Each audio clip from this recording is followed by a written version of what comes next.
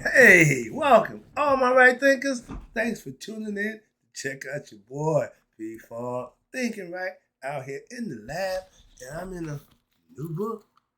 I told you it was coming. We got to do this. I can't. I tried. I got to do this. This may be above a lot of y'all heads, but I got to put it out there. This is good information here. I'm about to have some fun.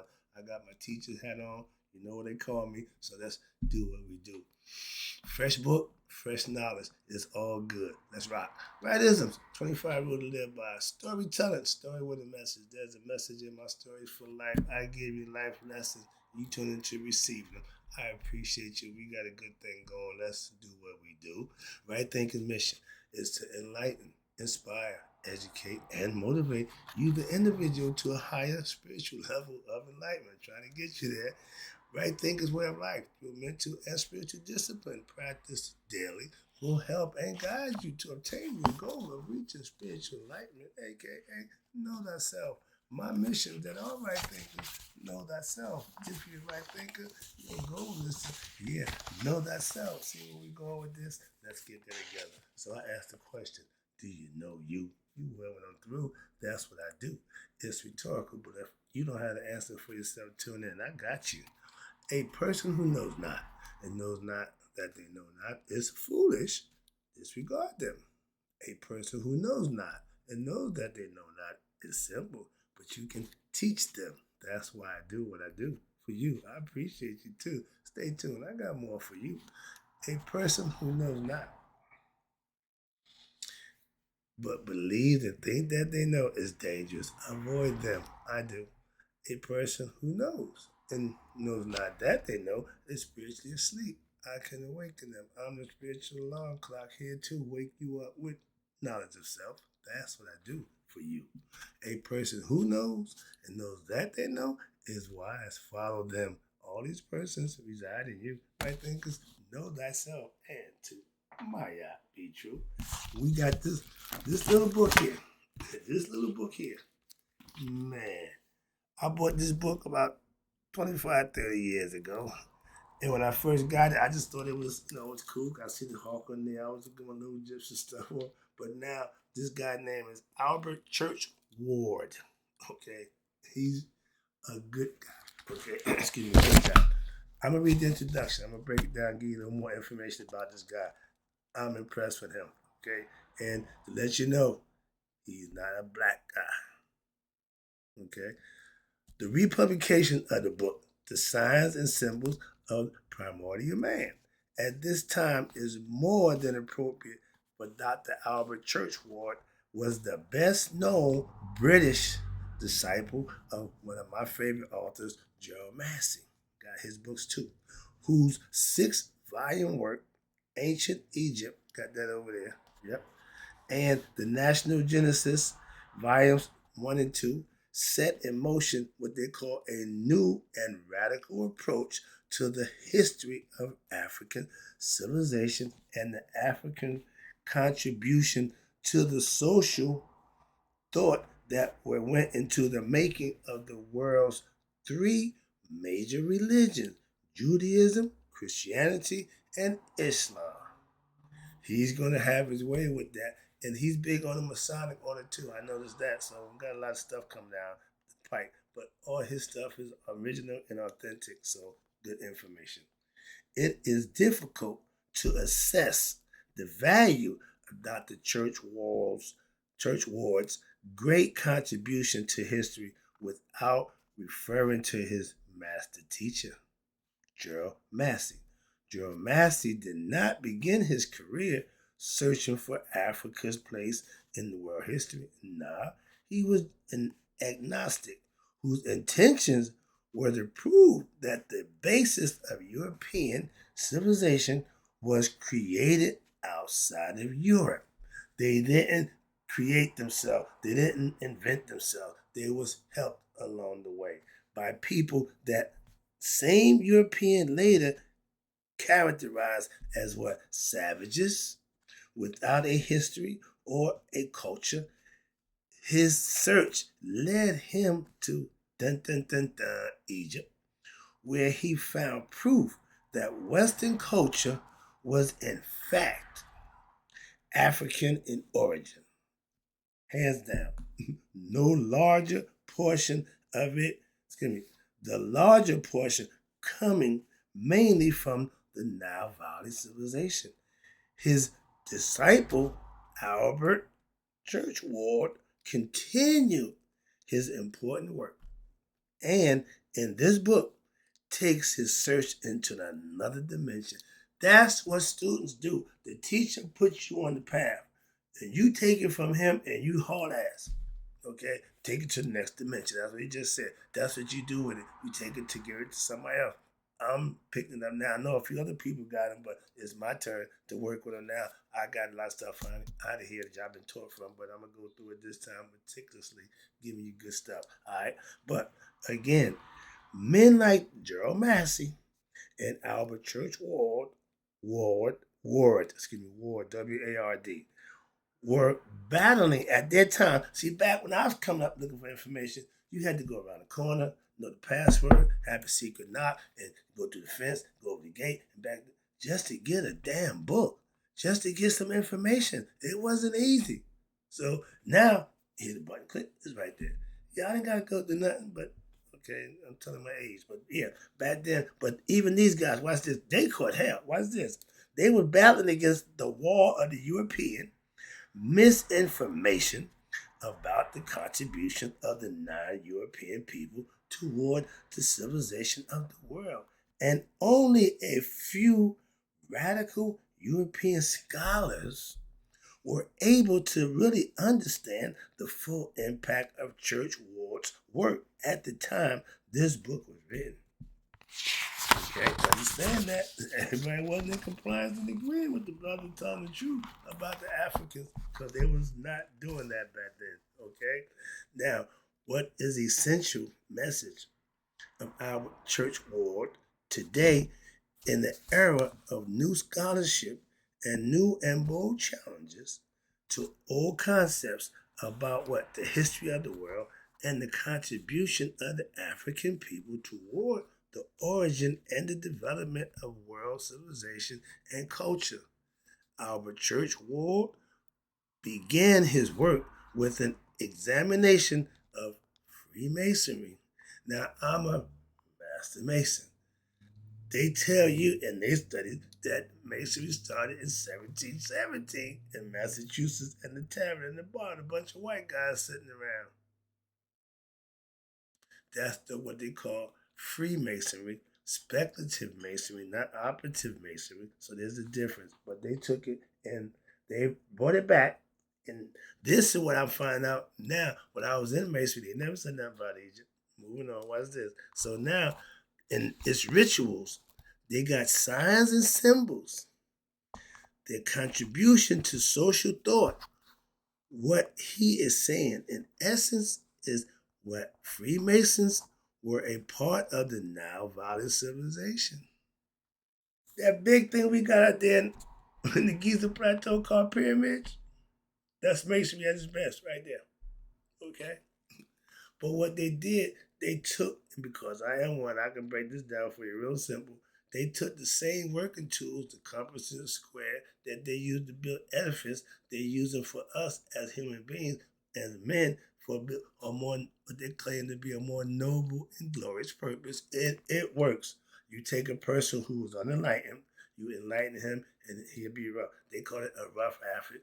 Rough to a perfect athlete. You polish him up, shine him up, dust him up, make him look good. We call, oh man, I clean up. You clean up real good. You see a guy, oh, rough and scruffy, need a shave, need a haircut. You take him to the barber, get him a haircut, put a suit on him, make him look good. He clean up real good.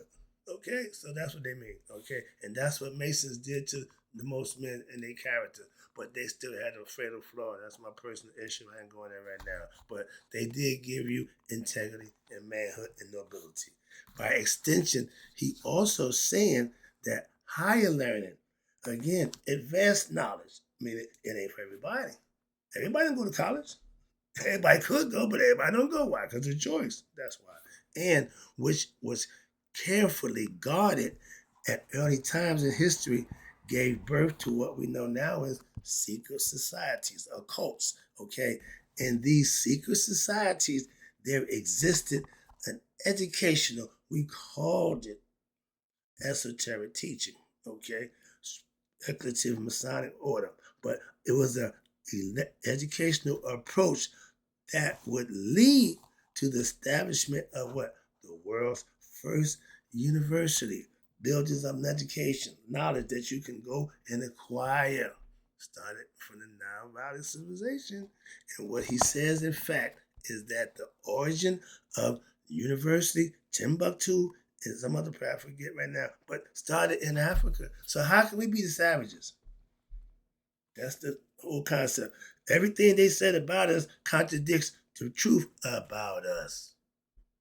That's why they wanted to keep the lie going. Why? We found the truth out. We found out, wait a minute. Yeah. You see where I'm going with this? All right, let me get back to the lesson. I'm going to get this out the way. African people developed signs and symbols as a way of communication. We're still doing it today. You see this, you see these, these are signs and symbols that I'm conscious. I know something about what? Egypt, okay? I went to Egypt over 35 years ago. I'm still in Egypt. I'm still repping. I ain't wear a dashiki, ain't putting up, but I got the emblems. I know what to do. I got it. Trust me. All right.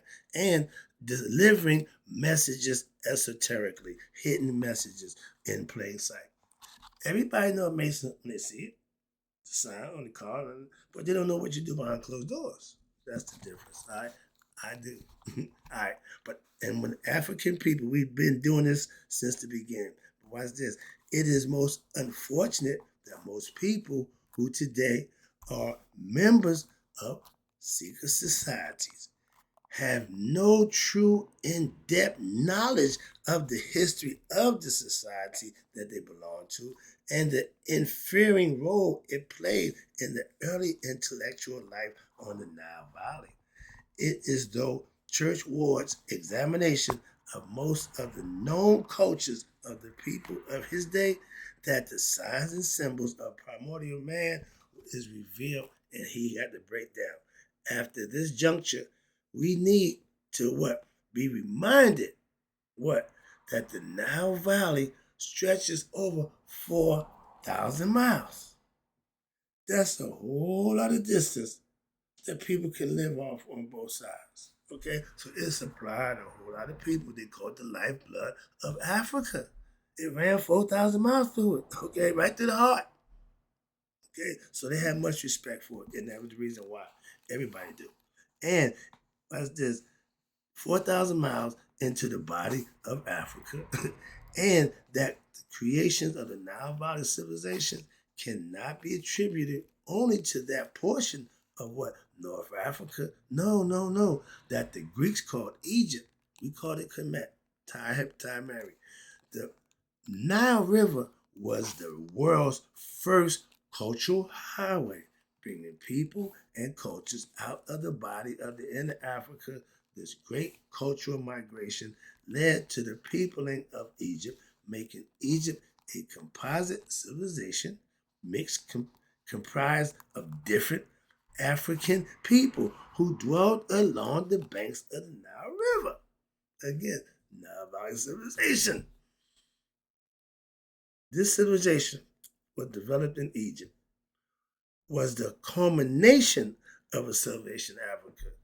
Everything, Egypt was the last stand. How about that?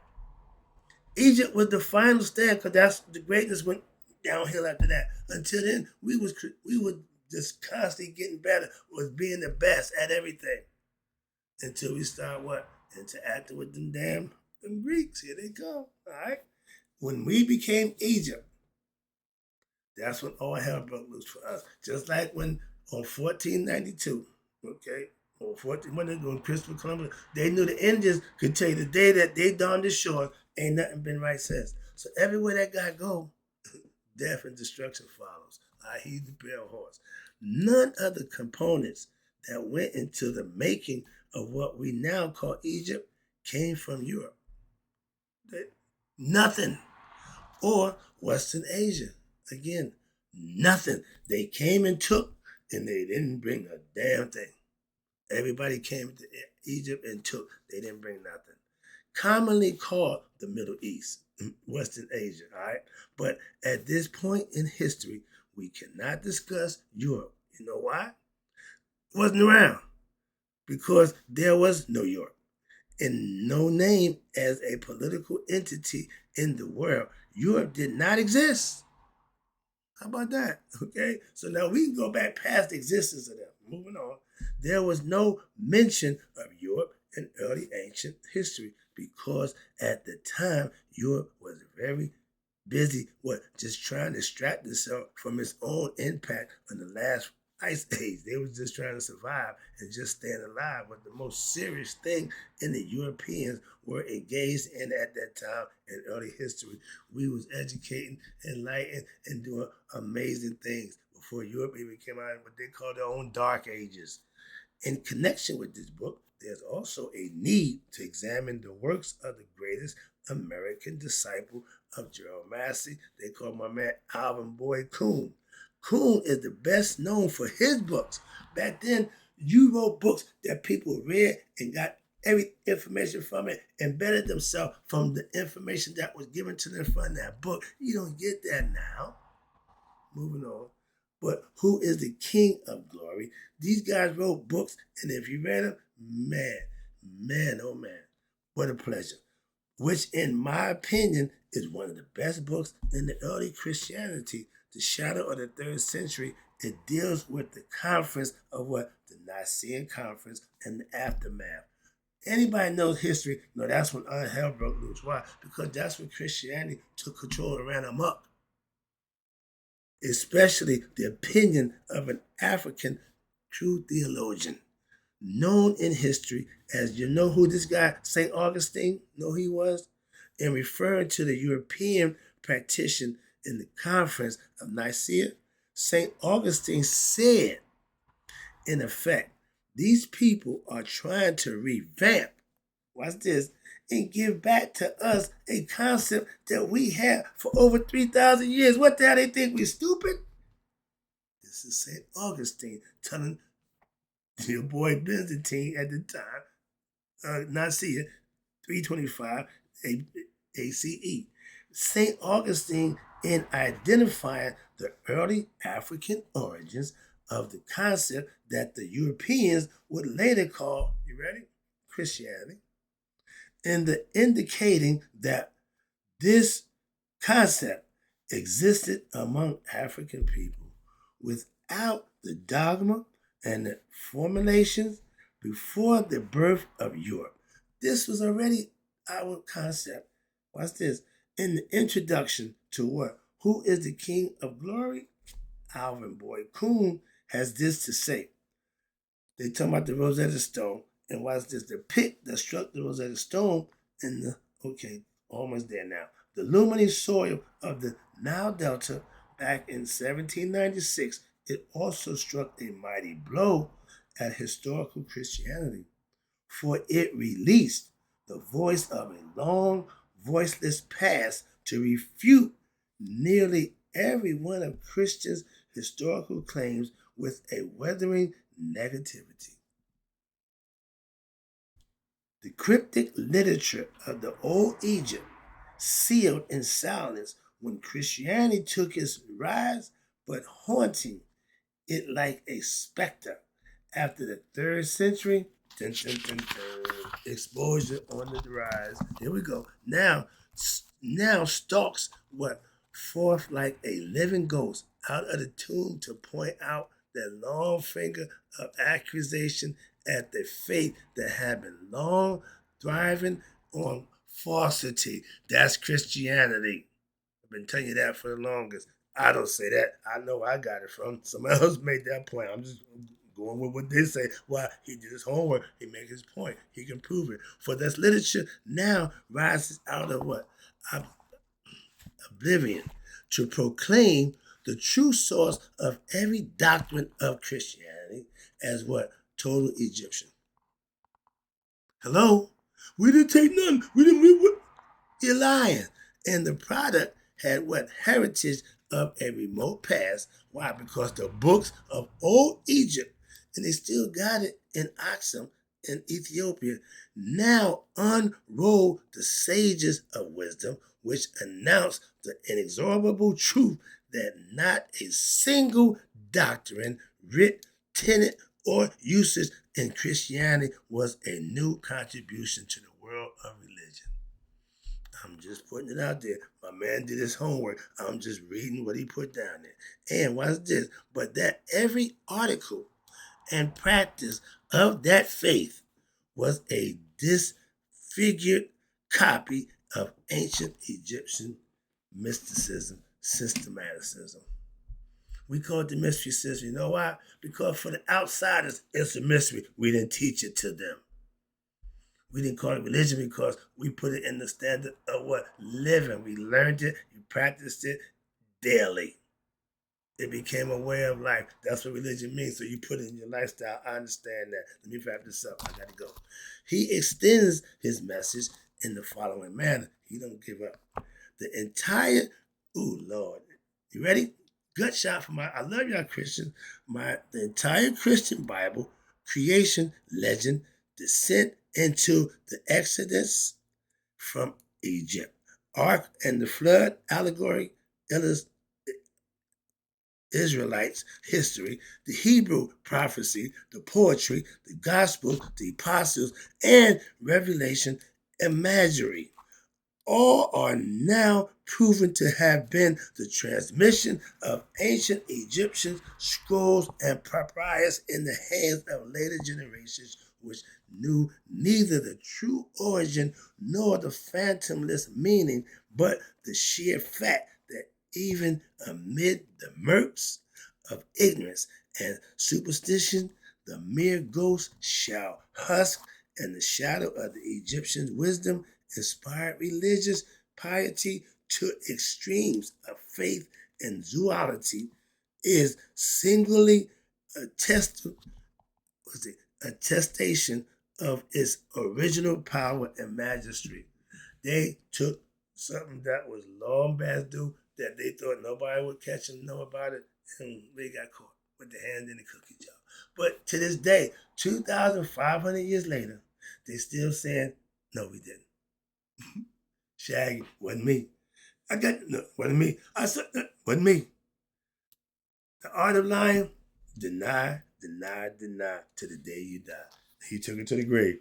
I got stuff I'll take to the grave with me, so I get the concept and I'll do what I need to. But watch this. Now, from the scrolls of the papyrus, over 5,000 to 10,000 years old, there comes stalking forth to view the whole story of Egyptian Jesus rising from the dead and Egyptian Lazarus at the Egyptian Bethany with two Egyptian Marys present. He non-historical prototype of the incident related only to what? John the Baptist. Okay? John's gospel, related only to John's gospel. But in a collective way, Gerald Massey, the master, and his disciples, Art Churchward and Albert Boyd Kuhn, have revealed the early African origins of the three major Western religions.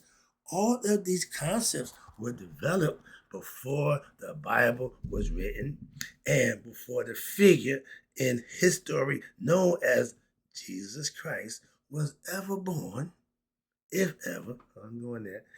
Alvin Boyd Kuhn books, The Lost Christianity, also need to be read as an extension of what the views expressed in the above quoted works by the previous guys. And my favorite teacher, who I learned under, Dr. Yusuf Ben Yakinen and John G. Jackson, and other modern scholars have reconsidered this information and prepared it for what the use and understanding for students and teachers in our time today. I refer you to my dude, Dr. Yakin's book, The African Origin of the Major Western Religions. Boy. Anything about Dr. Ben, you want to get that. Why? He break them. He just rip them. He don't have no regard for that. He just get it. And the African origins of the major Western religions. And then you got my man John G. Jackson. He got a book, Man, God, and Civilization. In conclusion, and this is from my master teacher, as they say in the legal profession, I rest my case. Professor of Amherst and American World History from Hunter College in New York, 1993. That's the introduction to this book. We just getting started, and I ain't got the page one yet, but this is some good information. I hope you enjoyed it. I just enjoy giving it to you because I know this is going to be fun to learn. If that's what you're here to do, that's what I'm here to give to you. Just information that you can use. Hope you enjoyed it. And in closing, right thinkers, may you all there to be 100. Me, 100 miles a day. So I know that my right thinkers who starting to understand we got information that's going to help them be better than them have passed away. I got you. I'll be right back. It's teaching time.